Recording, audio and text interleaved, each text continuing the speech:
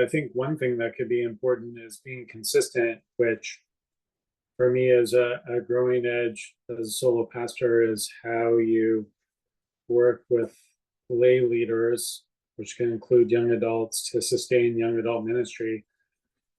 Because very often um, it's really about finding people who will maybe help send out the notice on the social channels or email and kind of keep things going. Finding that person can be hard at first, but it's I think that's really the key. So I feel like that's where I'm at. And we tried like a young adult monthly meetup, which was going well, and but finding that the point person just to say, hey, we'll meet for a drink once a month, then just to get someone to commit to that is actually a pretty big deal. And I've realized I can't rescue everything that starts and there's no support for it. Then I'm like, well, then that's just not going to continue until someone else picks up and does something else. So I think part of it is us empowering students, young adults, and others to give them that freedom to do the things they want to do, and not wait for someone else to create it, which might not be sustainable if you wait.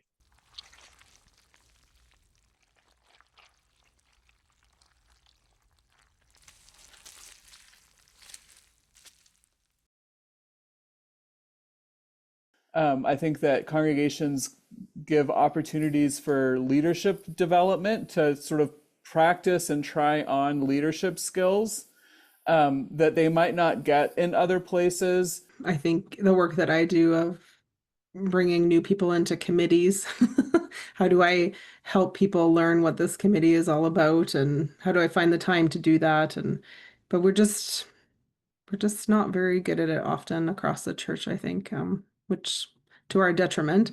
I think for young people, if they feel like they're not supported, maybe they'll stop doing it, and don't want that to happen, right? So how do we better think about supporting young adults in the leadership positions that they're called into?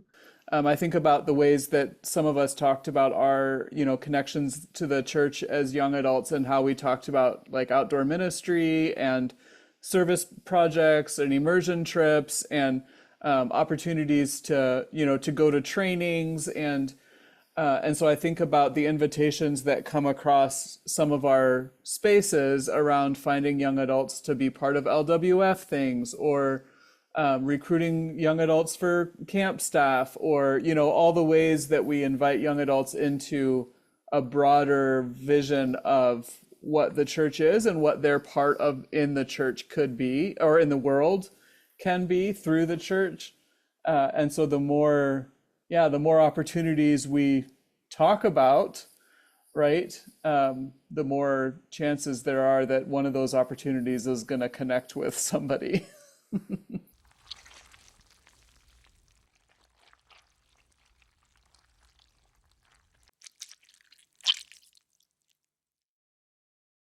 I think it's about valuing the contributions and listening enough to hear what might be a passion, and figuring out how we as a faith community can hold space for that passion that connects, right? Like Michelle was talking about, we have this faith that deals with these things and wants to come into conversation and think deeply. And you have these things, how do we put them together and then express them within the community and share that? And we all benefit because of who you are. But it's helping young adults feel like it does matter and they do belong, and there is space for whatever that thing is. Saying yes. They tease me at third space, stop saying yes, Anne, because they'll, why, what do I think about this? What can we do? Yes. They get grumpy when I say yes all the time, because that usually means that I'll say, and what are you going to do? So, yeah, that space to do the thing. On our best days, congregations are right, are spaces of like lots of grace and forgiveness and experimentation. And so on our best days, when we can say, yes, let's try it, or yes, we'll give you a space to try it, or here's a thing for you to be part of. You might like it, you might not, but you're not going to know if you don't try it. I think that that can be really influential and impacting for young adults.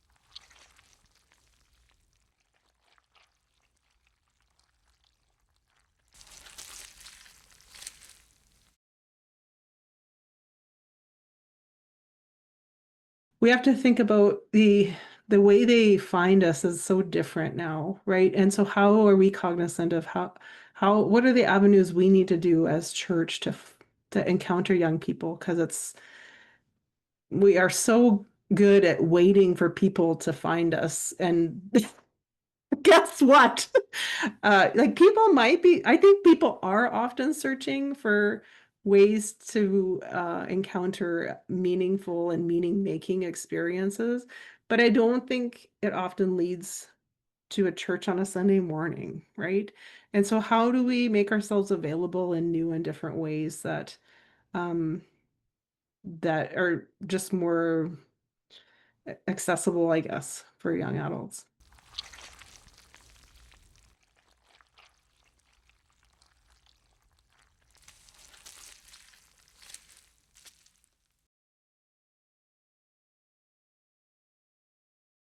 That congregations surround young adults with these networks of support and cheerleaders. I think every young adult needs like right, someone in their 80s who just thinks that they're fabulous, and congregations can be that. And I think that like young congregations are networks of such diverse life experience that can also be places where we invite young adults to see the world broader than their current experience of it, because we come with all of our histories. So many of us come from different places around the world. We've had a variety of life experiences, and so we can share that, and we can invite young adults to see the world more broadly than they can in that moment. I think that can be really good.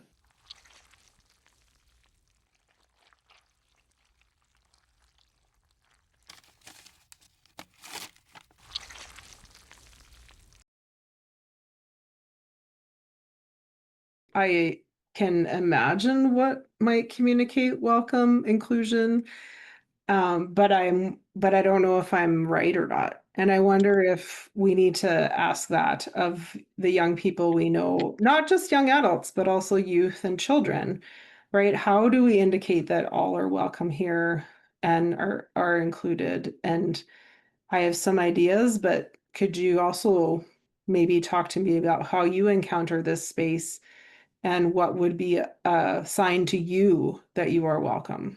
Well, and in that is a way, right? Is by listening. Right. How can we do it? By listening, by asking the question, by not assuming that we know, Yeah. by inviting the feedback, by changing when we're called on the carpet for not doing it right, for messing up, those kinds of things. Taking responsibility for, our own sort of rigidity, and being open to learn from. I think all of those things are important. And I think that allowing ourselves as church to also be real people and let that show just in and of itself can create a more nurturing environment.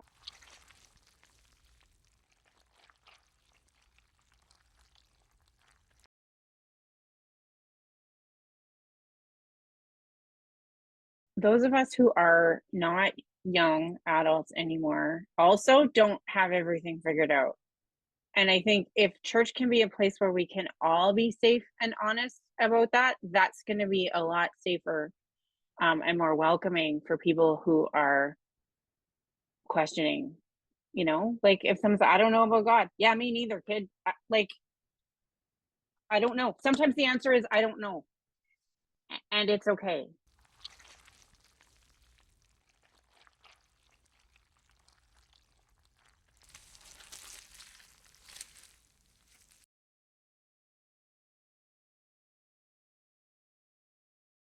if the only time we talk about it is when we're preaching it, and we don't sort of let it infuse other aspects of our life, then those who are watching us are only gonna witness it in the context of our job, you know? And so I think that telling the story and coming alongside folks and really letting others see how this is not just about our job, it's also about our faith or about our convictions. How we tell the story too is important.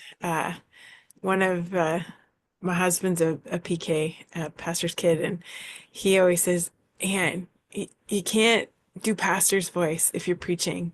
Be the same at the dinner table as you are in the pulpit. And I think that's like across the board, right? So like maybe that's getting at some of what you're saying around how Cyan, around how do we do this work? I think it's if we're authentically telling the story across the board, whether it's in worship or in a conversation or as we're caring for our neighbor, it's going to come across a little easier and maybe more, maybe people will catch it in a different way. If there's a distinction between what you say or how you say it, you know, from the pulpit or on Sunday mornings, and on Sunday afternoons, or, you know, if you're not, if anybody's not consistent, why would you believe them or trust them for anything, right? And I think that's part of what we do as leaders, but also what we encourage in our people of all ages. On Sunday morning, you know, Jesus loves everybody. Then we will leave the church and put on our Black Lives Matter or Every Child Matters shirts when we walk into the world, because we actually mean it.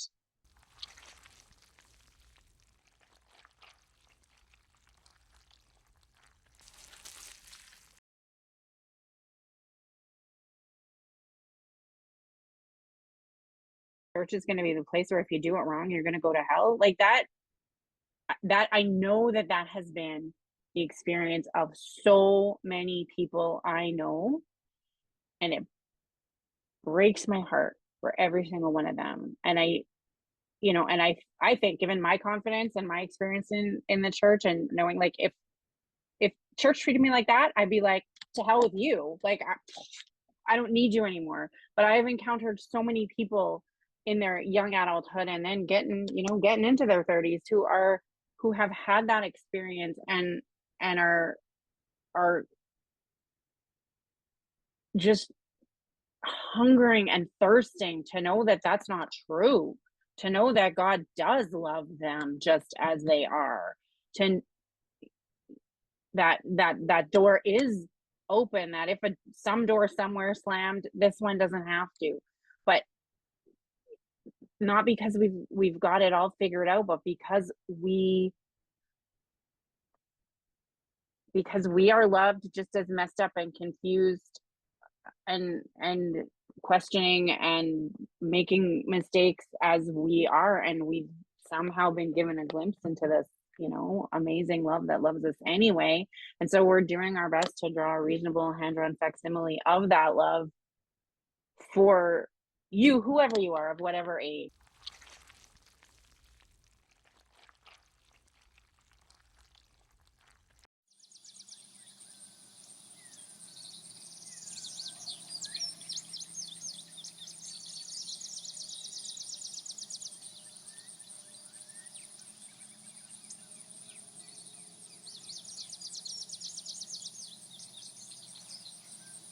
But then saying, "Oh, we're still here," or "We're still, oh, you know, the door is always open, and we're still here to be in relationship with you," as a sign of God's commitment to you as well, right? So The door is always open. So I think about Sarah saying, I needed to go away. I needed to leave church and figure out my stuff.